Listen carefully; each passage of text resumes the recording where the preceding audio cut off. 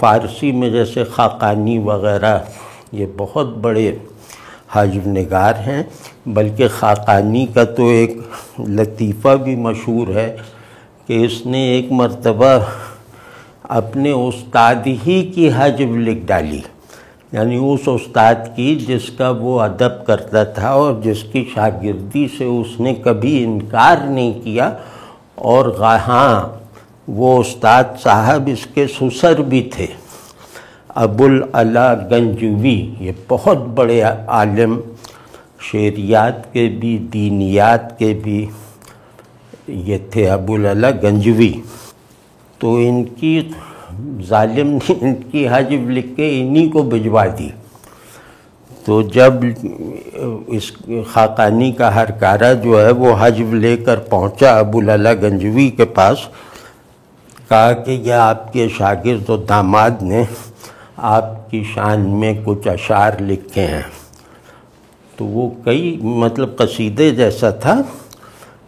تو ابوالعلا صاحب نے اس کو سرسری نظر سے پڑھا اور قلم نکال کے انہی کاغذات کی پشت پر، یعنی آخری صفحے کی پشت پر 4 مصرے لکھ دیے فی البدیع۔ اور وہ 4 مصرے جو ہیں ان کو کہا جاتا ہے کہ یہ منتہائے حجب ہیں۔ وہ مصرے یہ تھے کہ خاقانیہ اگرچہ سخن نیک دانیہ، اے خاقانی یہ ٹھیک ہے کہ تو شاعری میں استادی کا درجہ رکھتا ہے، تو فن شعر کو انتہا تک جانتا ہے، یک پند گویمت بشنو رایگانیہ، میں تجھے پھر بھی ایک نصیحت کر رہا ہوں، اس کو غور سے سن، اے رایگانی یعنی اے فضول آدمی۔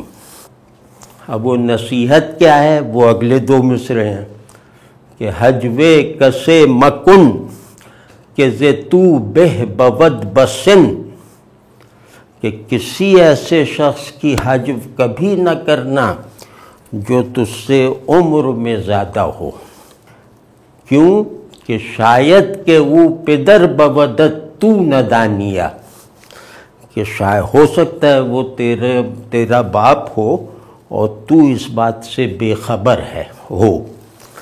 تو یہ جو 4 مصرے جب خاقانی نے دیکھے تو آ کر جو ہے وہ بس یوں ہوا جیسے انہیں سجدہ کرنے کی کسر رہ گئی تھی۔ وہ خاقانی خود اپنے طور پہ کہتا ہے کہ مجھے زندگی میں کبھی اتنا ڈر نہیں لگا۔ تو خیر اب یہ ابوالعلا گنجوی بہت ہی صاحب ورع اور صاحب شرع اور صاحب تقوی آدمی تھے اور نہایت بڑے ماہر لسانیات وغیرہ تھے۔